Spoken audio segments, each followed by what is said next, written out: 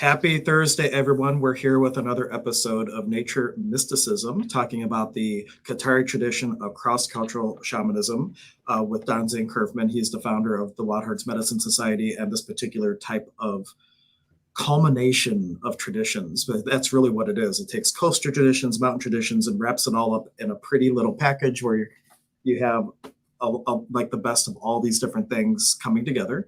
And today we're going to talk about the three paths or the three sides of the mesa, the left, the center, and the right. But while we get started, we can just talk about the tradition in general for a moment and or answer questions if you have them. Yeah, I think the questions sometimes are a little bit slower. People are like trying to adjust what we're going to talk about and start formulating those questions. So I think some little chit chat about the tradition as people are starting to come in.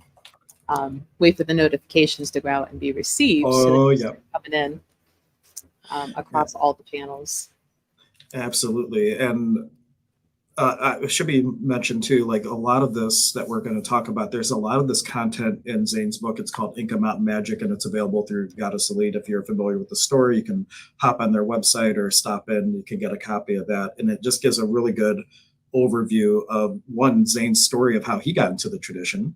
And then also like just kind of the nuts and bolts, the basics of what really make the tradition what it is. So it's a great reference, and it has a Quechua glossary, which is one of my favorite features of the book as well. Trying to remember what I was doing. I'm going to Facebook to make this public on my page because it always makes it private. So we want to fix that. Yeah, I was going to be like, let me get in there and change the write-up on this, but magically it came through. But Melissa and I, just to give you a little backstory, my friend Dave Orlasky, years ago, he went to Peru with Ken Harsh, which for people who are familiar in this area, he was like the godfather of crystals. Like he had some of the best crystals, next to Goddess Elite, of course. And he went with Ken to Peru, and he accumulated all these little, they're called chumpy stones, and I'll have them available on the stream when we talk about it in the future. But he actually bought them for himself, but then Spirit told him to give them to me. So he gave me these stones, and I said, what do you do with them? And he's like, I have no idea. They just called me, I bought them, and I don't know how to use them. And so I started Googling and like trying to find some place to learn how to use them. And that's when I came across Zane. And he actually has a whole chapter in his book about chunky stones.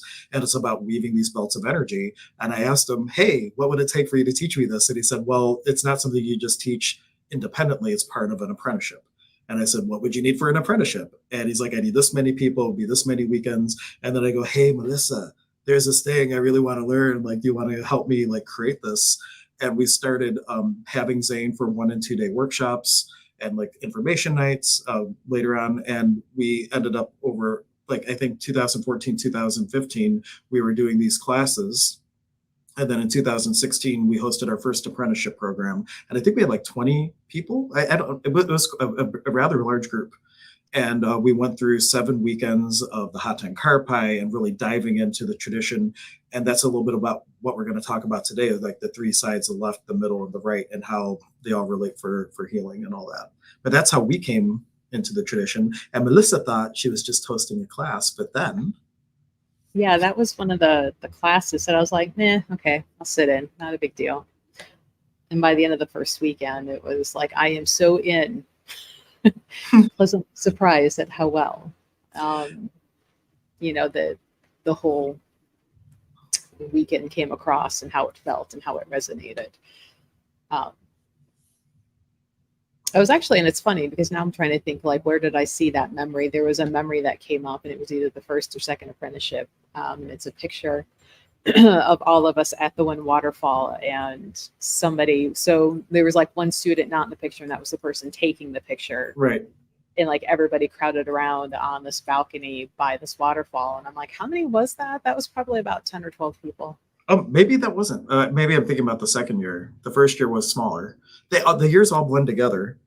And it was interesting because I think it always happened that like we thought, are we going to have enough people? Are we not going to have enough people? And right as we're coming up on the beginning of the first weekend, it all just comes together, just kind of like the expo. And, like it just that magic dream weaving at the beginning, and then everything falls into place. And all of a sudden we have an apprenticeship program. And that was the first year because we used it Brandywine Falls the second year because we could get closer to the water. The first year we used some, I don't even know which waterfall. It just had an overlook and we couldn't really get to the water as easily.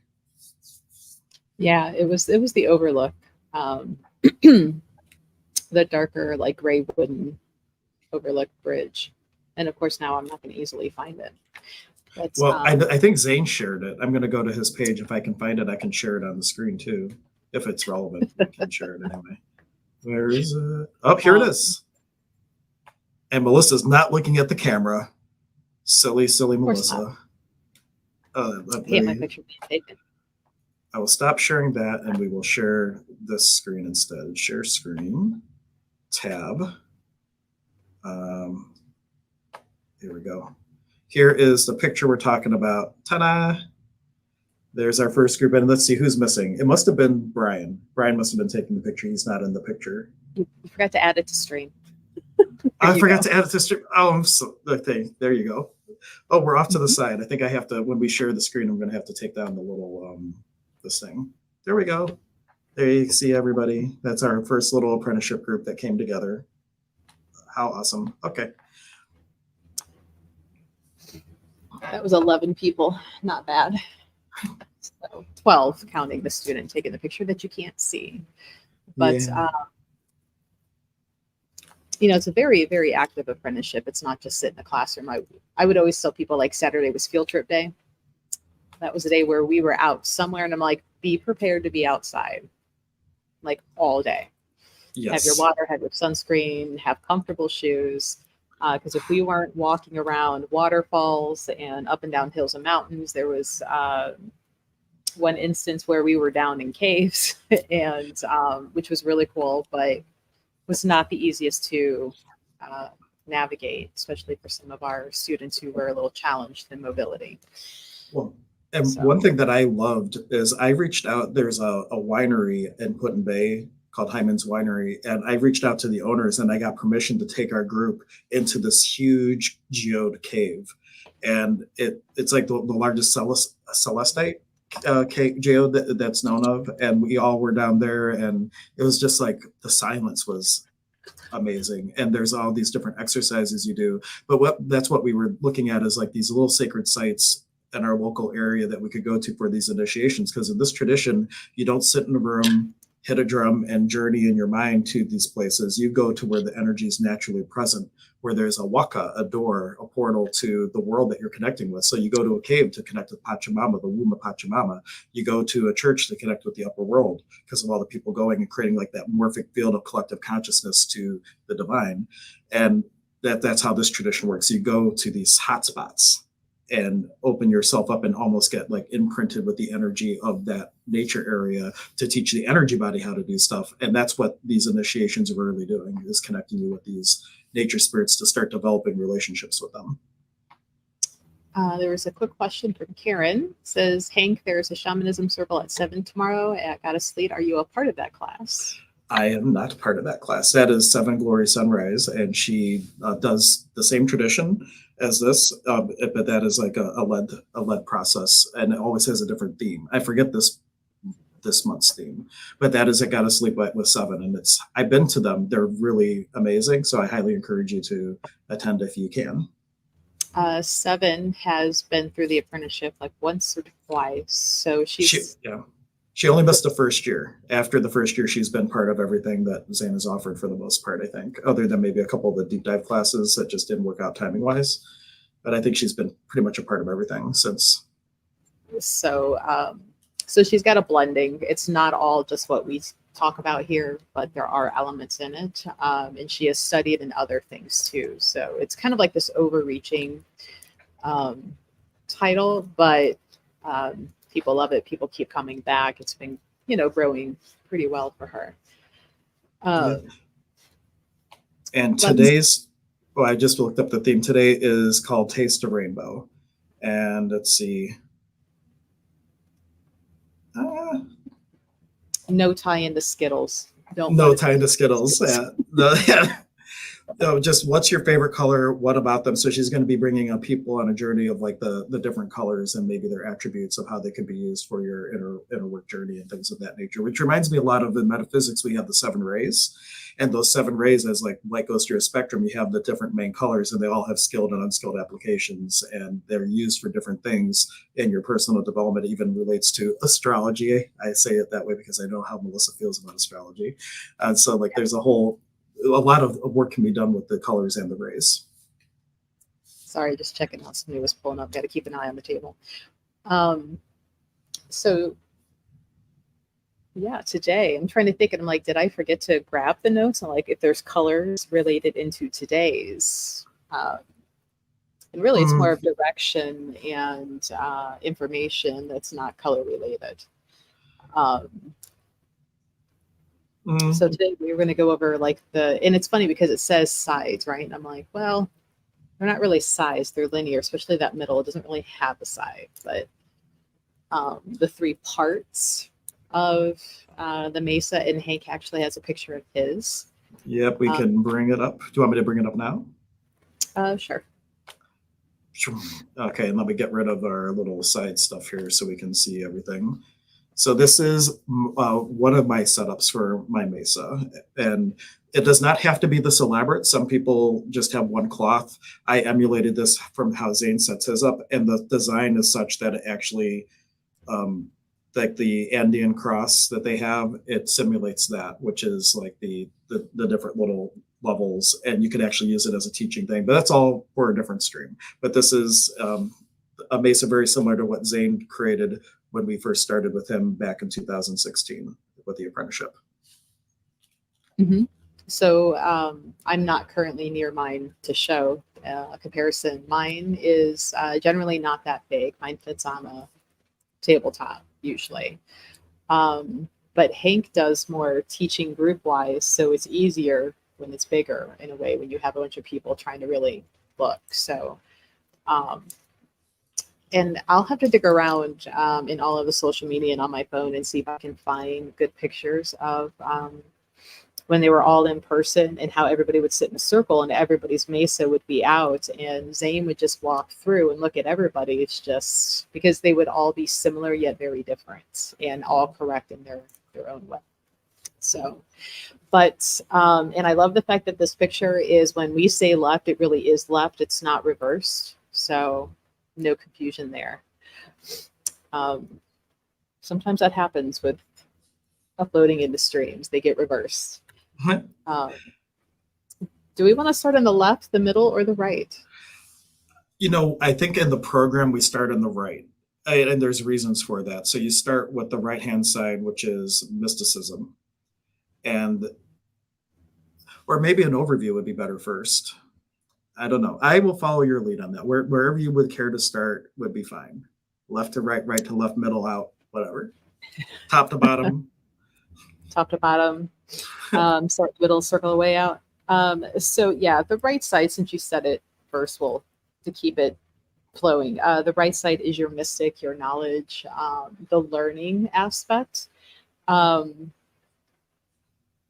This can also be equated to God's will be done, and don't get wrapped up and caught up in like God being Christian God, just over greater than you. And everything you're experiencing is for your own good. It is learning, it is your teaching, it is the things to make you become better, even if it feels uncomfortable while it's happening, because maybe you're resisting that for whatever reason. But that is your learning, your studying, the taking in of the knowledge. It's funny because it's like sometimes, Hank, I figure like I'm a little bit more right side, you're more left side. I mean, if nothing else, I would say, look at all the books behind me, look at all the reading. Do I always enact everything that I learn? No. Do I find it interesting? Yeah. Little key bits of information. But that is the learning and the scribing, Right. Of the information. I like looking at it as a recipe. It's like the recipe of how to do something in some ways. Mm-hmm. And the left side's like the ingredients, and then the recipe lets you use the ingredients in more contextual fields in a way. Yeah. Left side gets into the actual work of doing the work, and so there's a difference between learning and understanding and putting into action, right? So right is the learning, the accumulating, realizing that you need to learn something, that you don't know everything. So being in that space. getting into that left side is putting into action. Now, there can be downsides isn't the right word, but that's what's coming to mind. There can be fallacy. If you do nothing but learn, like, what's the point? You're not doing anything. It's kind of like, I think that's when Zane gave the reference of like going to church and all they're doing is talking at you and you're not feeling the Holy Spirit, you're not feeling the joy, you're not feeling, because they're just spewing info that they're regurgitating at you. So that's where you can get to be that almost like book smart but street dumb, right? Because you're not using what you've learned out on the magical streets. So it's not, the goal is not to spend too much time just learning and never putting into action what you're learning. That information will go stale. What was I going to say to that? Zane would also say that knowledge without application is just trivia. And what some people fall into the trap to, like people love to figure things out. You can figure out all of reality and how it works, but if you're not living life and not using that information to live your best life and to live a more authentic life, then it really is just, trivia is a good word for it. I would call it something else, which is not appropriate for the stream. But you can get caught up in the details, and that's one reason, like in like Tantra, for example, one of the things with Sahara would be like you have to like just give up all your knowledge in order to be fully embodied. It's almost like you can, if you get caught up too much in the details, it can be a trap because you're just all trapped in the knowledge. And I think that's why you really got to balance the knowledge and then, well, how do I use that in a practical way for my evolution? Mm-hmm. Left side, that the work, right? The magician, the magic, the actual doing. And you know, the downside for that one is, and I'm sure we all ran into it if you are remotely in any metaphysical community, is you'll have that person that is just so out there. That they're ungrounded, they're just flitting around, they're kind of love light and everything else, but nothing ever comes through of it. It's not quite syncing, it's not quite meshing. They're always up here and never down here. So it's that spacey, right? So you have your person on the right side who never gets up, and then you got the one up here who never comes down. Right. So it's kind of, it's finding that balance, and that's where that middle is the balance of both sides of being equally. And sometimes you may step a little more to one or the other, like if you need to go relearn something or learn something new to put it in your tool belt to make something on the other side become more effective. You can fluctuate, but you never want to stay too far on either side. Yeah. It's try to be that's really the middle path that we'll get to in a moment, like trying to be in a place where you can swing either way depending on the moment and what's required, but not lose yourself to the right or lose yourself to the left. And one example I liked that made sense for me is like if you think about the evil genie, like the left side unchecked is like you're a chaos creator potentially, and you'll put something out to the universe and it shows up, but it might not show up exactly how you wanted it to. So it's like, I'm going to create a pile of money and it appears above your head and crushes you. Like that. It's like the raw, undomesticated power of the universe. And the right side is the container in which it goes in, or think of it like the waters of creation. You have all this waters of creation. How are you going to make the container to hold that creation? That's the right side. And you really need both in order for it to manifest in your preferred way and in a way that's constructive. So we have a question. It's like, how do I get to the left side? I seem stuck on the right. And I'm assuming this maybe is one of the students talking. We just can't see the name. Maybe I can look, I can go to the group and look that up actually in a second. I won't call them out unless they want to give us a name. But really, I think that's in the experience. You know, Zane would say that, you know, just do the practices he gives you. You're going to have your own experience. He just needs the benefit of the doubt for you to be willing to do the exercise, to have the experience. And as you start to have the experiences and develop your relationship with Pachamama and your relationship with the water, you start to tap into those waters of creation and the raw potentiality of things. But it's all in the experience. So you dive in and you do the different works. Or do you have a different idea about how people can shift out of the right and more into the left? I think honestly, it's just really in small steps of actually doing the practices, the exercises. I'm not sure who our question asker is and what apprenticeship year. But depending on the exercises that we're taught, it's just doing them. Even if you start with just being in public and, eating the hoocha of a stranger.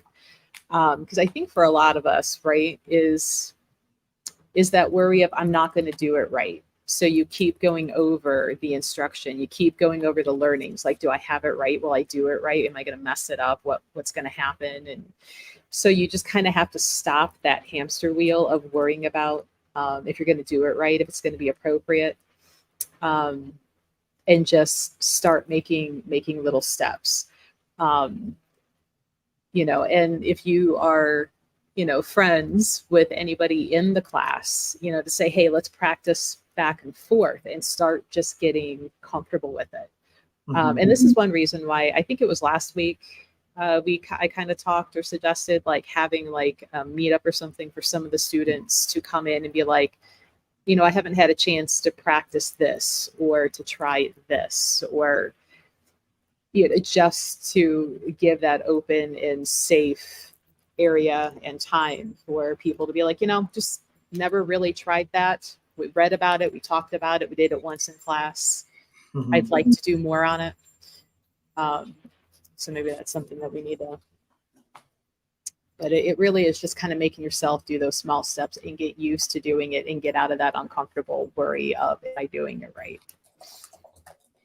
That, and one example Zane would give too, like to get out of the head and into the heart space, he would say, take your consciousness and like let it roll down your head and come down into your heart and start, instead of thinking about things, start feeling about things would be a way to do that, because the right side is very mental. We got the sun, which comes in and the wind and everything, but it's like, it's really a mental space because it's about the knowledge and not the application. And so if you can go down, like we teach different techniques or processes in the class, but they're the beginning part until your intuition takes over. It's kind of like riding the bike. At the beginning, you're like really focusing on everything, keeping balance and all that stuff.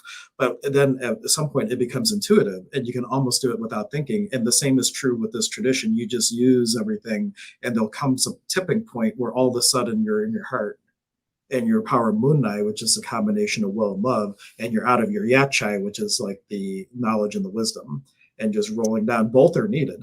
And then also the industriousness of the physical body, the lankai. And those three things together is what propels you in this reality to be able to make use of these things to help your fellow travelers, walk each other home and all that jazz. But the heart is really the blending point between the two. And so getting in the heart, however you would like to do that, development circles, things like that, getting really into your intuitive space is going to help a lot. Mm-hmm. That was a great question. To be willing to admit, like, I feel like I'm stuck. How do I get out of that? And it's funny. I think there are most of the people, at least in the 2 or 3, like in person, there were a lot of people that were stuck on that right side and that were nervous to move to the left. I don't really remember anybody completely on the left that like just wouldn't or didn't realize like, you need to come a little bit back over here. Oh, they're there. I won't call anybody by name, but Zane was aware of people that were very left, very, very left. And it's like some of those people are like what we would call in the tradition a kamasic. And they are someone that's chose by the nature spirits. It's someone who's like naturally just like initiated by spirits. But Zane would say, like, even if you're initiated by the spirits, you need to be initiated by man as well in order to bring that together. And there's people that were like really in the raw power that didn't have a lot of context to put that power to use. And sometimes results in healing work and things might be unpredictable and different things like that. So it is important. And those people did shift through the program because we start with the right, we start with the container to put that power in, and then you work around going into the shadow and back up and all that. There's an alchemy to the class, quite literally, where Yes. you get the tools to give you the structure, and then you're diving in you come back up, you dive in again. It's a process of self-discovery and empowerment and transformation, and alchemy is really the word that keeps coming to mind. You're alchemizing yourself and shifting things to be used differently within your field and your body. Yeah, this is actually, and now you can see all the letters behind, but if you can see that circle, or not circle, but that weaving of where you're kind of going from back and forth of like learning and practicing, and then the straight line. And that weaving was related into the puma, the hunting, the gathering, the getting of the information and the action of putting it through. And then the serpent. And the serpent was actually not what you think of just a regular snake. The feet of a puma, wings of a condor, and the antenna of an ant. So, right. All three levels, right? And coming through, and kind of, even though it's like at an angle, it is like that middle area, because it's even on either side. And it kind of reflects that lightning bolt coming down that starts in the upper left and comes down. Right. It's like as above, so below. You have the lightning bolt, and just doing it across the top, the lightning bolt might come down like that. And the winged serpent, which is you, like balancing all these things, is the part that's kind of more smoothly coming up. So you have both going up and down, as above, so below. And it's really doing all this work is giving you all the tools from each one of these little sections that is letting you put together in a different way to help yourself ascend that rainbow bridge, the Quiche, the rainbow, that is giving you a whole new way to be in the world and interact with the world in creationship instead of relationship, with the acknowledgement of, hey, we are all part of the same container God, what a coach or whatever. And with that knowledge, you just can be differently in the world. And with these tools, you can be even more differently in the world, and all that good jazz, all that jazz. I hope you like my little bad drawings to show you those two things. No, that was easier to see than trying to hold up paper with sunlight coming through. It just completely fucked that up. But feel free to ask questions and leave comments, guys. Because, if in a way, some of these sound so much more like in depth in the talk until we get going through it. I'm like, well, that was like 20 minutes and not a whole lot more to go on without getting into actual teaching, which is not really appropriate for like online. And so. Well, we like to give you enough information so you have like the awareness of what the program might do for you. And even if it inspires you just to start diving into your own experience more, even if it's not in a formal apprenticeship, we're hoping to inspire people to aspire to be the greatest version of themselves possible, whatever that looks like for you, whether it's with this tradition or something different. It's really important to be able to be willing to look at your shadow material and actually do something with it and not avoid it and all that jazz. Apparently I have Chicago on the mind. All that jazz keeps coming to mind today. Maybe I need a dose of that musical. I don't know. Yeah, but the working on these three sides, and again, it feels weird to say sides, right? Because the middle's not a side, but parts. You actually work on them the whole way through. So it's not like left is only one day, right is, another weekend. Like, you are continually being woven through the whole apprenticeship, through the sides, to help keep that balance and to show how they relate to one another and why that middle is so important. And that's why that centerpiece, the smaller mesa or the Misha, which is like that pillow looking thing there. There you go. I was hoping. And here's mine that's evolved a little bit. But yeah, that's the bundled Misha in the center. And that's why that sits directly in the center of the whole thing. So it is the center of left and right, top and bottom. That is your focal point, and that is ultimately, by the end of the apprenticeship, your higher self, your elevated, better than before self. So I remember thinking, like, by the time these 8 months, which actually turned into like 10 months, were done, and you're building this whole setup, and at the end, Zane's like, and you really don't need all of that. You can do it with just this. So I'm like, really? Well, there is value in this whole thing though too, because in a way the whole Mesa setup is a reflection of you. And we've talked about in other streams, there's been times where I'm like, where does like this one piece, where does it really feel like it is in my field? Or where does it feel like it goes in the mesa? And by placing it, it gives me a lot of information about where I'm out of balance. So there is value to the whole thing. Do you need it? No, but it is valuable to learn about and be able to use. And I've even used that for clients who had a lot of stuff up in the world. I've reconfigured my entire mesa around tuning into like one of my other teachers and seeing how foobarred they were, and then working over a whole month to slowly move things to right their world. And there's a lot you can do with this depending how far down the rabbit hole you want to go.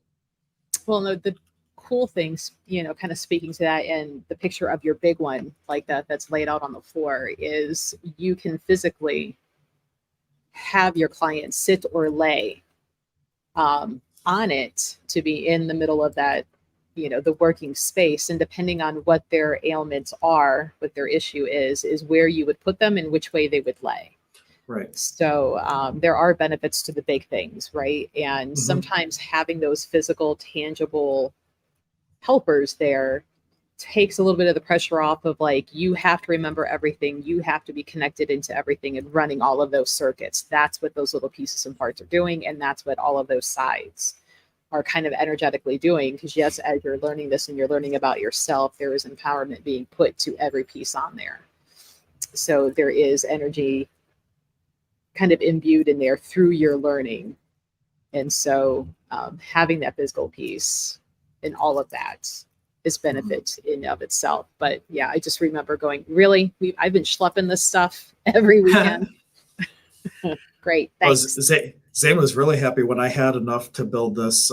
He stopped bringing his personal mesa. We actually built, I have like my personal one that I'll set up. I also have cloths that are all for just a community mesa that I set up for teaching, and it's not my personal mesa.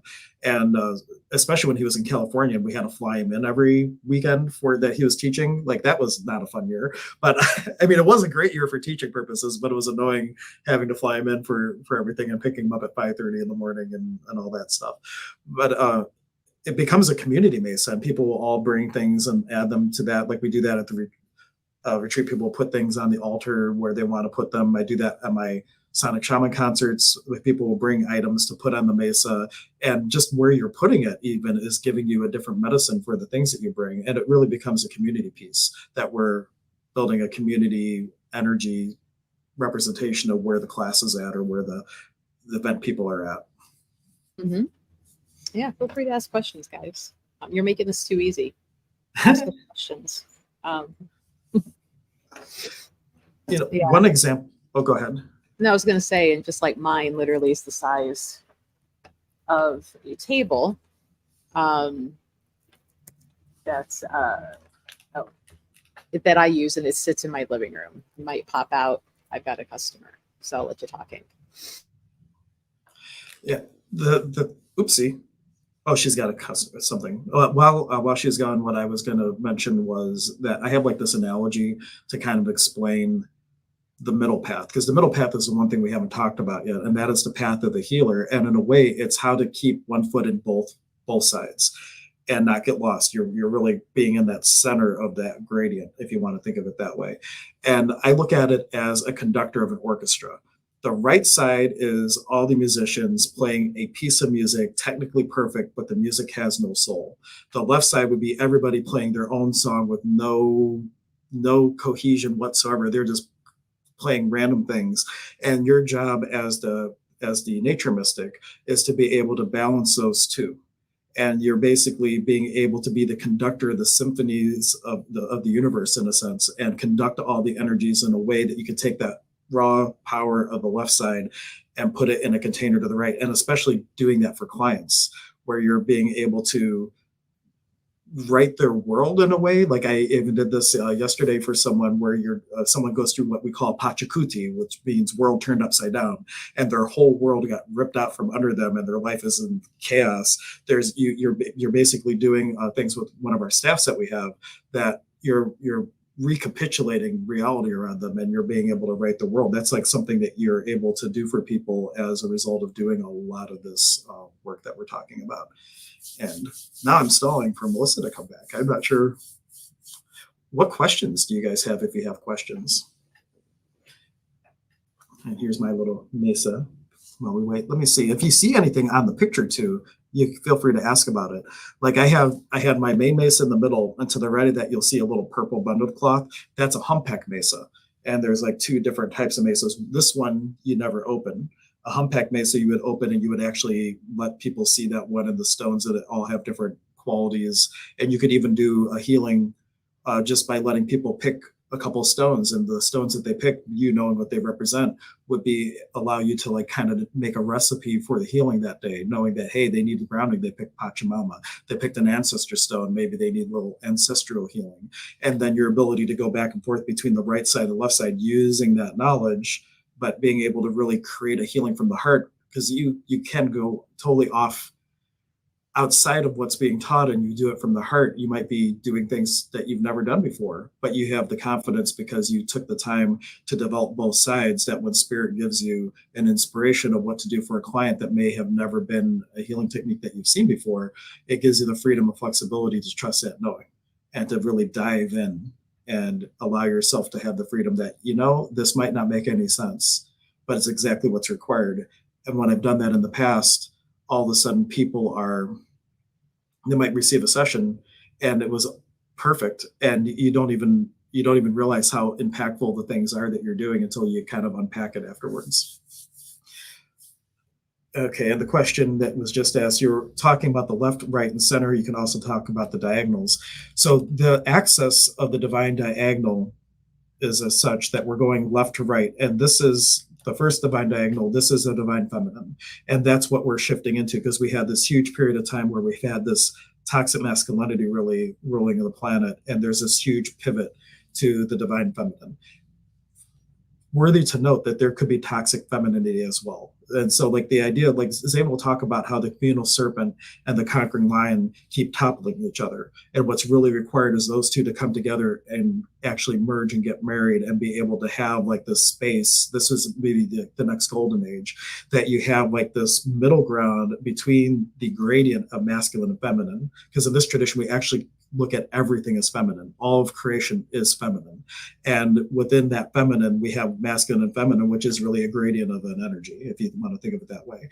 And we also have the right side, which this divine diagonal, that would be the divine masculine. And so our target really as a species, as humanity comes in from the kingdom of me to the kingdom of we, is to find the balance of not losing ourselves, not letting the pendulum swing so far that we're now going to come up and have like the toxic femininity. We want to find that middle ground where we can have like a balancing of both, where it's actually useful, and that type of thing. Let's see. A whole bunch of people saying good morning. I'm not sure what that says, Raid. I'm not really familiar with Twitch. Melissa could probably talk about what some of these comments are that I'm not going to bring up. But those are the two divine diagonals. And when you're looking from the left side down, like when we're doing this one, that Kamasic, that lightning bolt that comes down, this last piece down here is like an Inka embodiment piece. So like you're doing all this work, bringing energy in to empower your authenticity, to empower your ability to be a king or a queen on this planet. We have this like Wuhu Koya, the seed of divine potential, that throughout the process of the program, you're germinating that seed, you're sprouting that seed, you're flowering that seed. And it's really about refining yourself, refining your shadow, refining all these qualities about you in order to offer your unique gift to the world. And that lightning bolt coming down is that Inka embodiment piece. It's like the bringing together worlds, and your expression into it is that flash of your brilliance into the world. And let me get rid of my little dots. Does that, since we have some of our students in the class, how is that? Is there more questions that come from that? And the right side, I don't know as much about, like that right side, but the divine diagonal coming down for the divine masculine, Zane, other than this last retreat, we had the Corraliti festival, which happens in Peru on the winter solstice, because it's the return of the sun. And at the last retreat, for the first time, he really had some right side diagonal teachings, which is really about, in a way, I want to use the word dream weaving, though that's not 100. Like there's rituals where you're doing things to help dream weave that raw unmanifested potential into the reality that you prefer. And so you're giving context through different exercises that you do. So the right side, the right divine, or the right diagonal, if you will, one part of that is really refining the container that you are creating. So there's like the destiny of the soul, which is the raw power. It's the raw, like the theme of that life. So you're walking down the hallway, and that theme is all about healing people or maybe feeding people or whatever. That's the destiny of the soul. The destiny of the soul can be played out 1,000 different ways because it's just a theme. And the right side would be the actual form that that takes. Oh, she's almost back. It's the form that it takes, and then being in the middle, you're able to kind of balance those two, so you can have your cake and eat it too, if you will. But the problem with the destiny of the soul, what some people run into, is because the destiny of the soul can be realized 1,000 different ways or nearly infinite number of ways. People who are like master manifestors or things, they might find one thing and they think that's it, and then but now something comes across their awareness, they think that's it, and they keep jumping from thing to thing to thing. They're all right. They're all right, and it takes discernment to realize that you can settle into one of those things that really is alive for you, and then and really expound upon that. But some people, myself included, I'm like a stone skipping across the water. I sometimes never settled in because it's always the next thing, next thing, next thing. But it's really important, that destiny of the soul, that's just a theme, and you have a lot of different ways that you can play out that theme, and just pick one and really stick with it to let the cream settle to the top so you can get the fruits of your labor of developing it. All right, that was a random tangent while I was waiting for Melissa to come back. I hope you enjoyed. I never left. You never left. Oh, good. So you heard everything I was saying. Not a clue. Not a clue. Okay, well, then I guess you can't. Nope. Well, the question was everybody about that rated in. Thanks, eRoom, for rating in with all your friends and catching up here on the back end of our Twitch friends. But what were you going on about, Hank? No, well, our mysterious Facebook user, aka Jennifer, was asking to talk about the other the divine diagonals themselves, and so I talked a little bit about the divine masculine, and that Zane doesn't really teach a lot about it, but he did at the retreat because of the Kodaritu festival, which is all about the return of the sun, and it's all about using exercises to help refine how something might show up in your world. Like if you're going to be an author, there's exercises that will help bring that into fruition more easily, and different things like that. And then I got on to talking about the destiny of the soul is the theme of your life, but the actual fate, no, I don't want to use the word fate, but like how that destiny comes to be, that's more the masculine side. It's the container that raw theme is manifesting from. Oh, good question, Karen. She said, if I had an ancestor altar, do I incorporate it, or is that whole separate? There is ancestor work with this altar with your Peru, like your lineage stone, but for actual ancestor work, I personally maintain a separate altar space, and that is typically served on Mondays in most traditions, and you would do work with your ancestors on Mondays, though there is ancestor work in this tradition. Mm-hmm. But in a lot of the ancestor work in this tradition is more of kind of like bigger than just human work. It's the mountains, the rivers, the earth, the galaxy. So it's not just the human ones that have passed and are hopefully coming back to help give guidance. But that is a separate, like mine is separate than this. Do I have pieces on my mesa that are like ancestral pieces that have been handed through the family? Yes. 2 pieces that I wear are actually great-grandmother's spoon rings that have been, imbued and enchanted in this tradition that are worn for specific reasons. Yes. So it's like I can lose any other piece of jewelry except these 2, and if they're ever stolen, I will come for you. I want to see that someday. That would be really fun to see Melissa go for somebody. What that will look like. I hope it's not me. But so there is a little bit of in and out with some of this. But yeah, and I mean, and ancestor altars don't have to be this elaborate, this, set up a few picture. And a lot of people have it without even realizing it, right? And, when it's a holiday season, they put a nice little candle up there. You just kind of did an altar without even realizing that you did. Because, acknowledging, remembering them, and then lighting that little candle up there is a very easy little way of remembering them. but there are other ways to do it a lot more in depth. Yeah. And it's worthwhile to do that. Like Zane also teaches hoodoo, which is American folk magic, and part of that class is somewhat of a ceremonial way to really get in touch with your ancestors, and the process of actually starting to elevate the ancestors, which is an amazing. That's one of my favorite things that I've ever received from Zane, is that particular ceremony for the ancestors. In this tradition, one of the first weekends of the Hatan Karpay during the cave initiation, in a sense, like you start to heal your ancestral lines through a process with the cave. And what you start to work with more is your masculine and feminine nature spirit of your place of emergence, because that is what holds the medicine body for what you came to do on your soul walk. So like your real work in this tradition is more focused on the nature spirits of your place of emergence and your soul star of inspiration. Between those three, it's the recipe for you to ascend to your highest potential in this life. But there is a process during that exercise where you start to heal the ancestral lines through your direct mom and dad. And that could be a whole nother topic of conversation, but that's kind of an overview of how ancestral work starts in this tradition. Yeah, we might have to schedule a whole separate stream for that.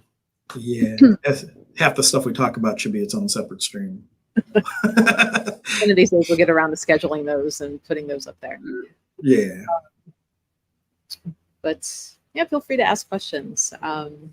There's a lot in this tradition. This will be starting again in the spring of next year. It is a longer learning path, right? So we were looking at 7-8 weekends with that are also incorporating not only in person, but some online work as well. Trying to help everybody who learns differently. Some people are better in person with notes. Some people can just read and go. But this is a very hands-on tradition.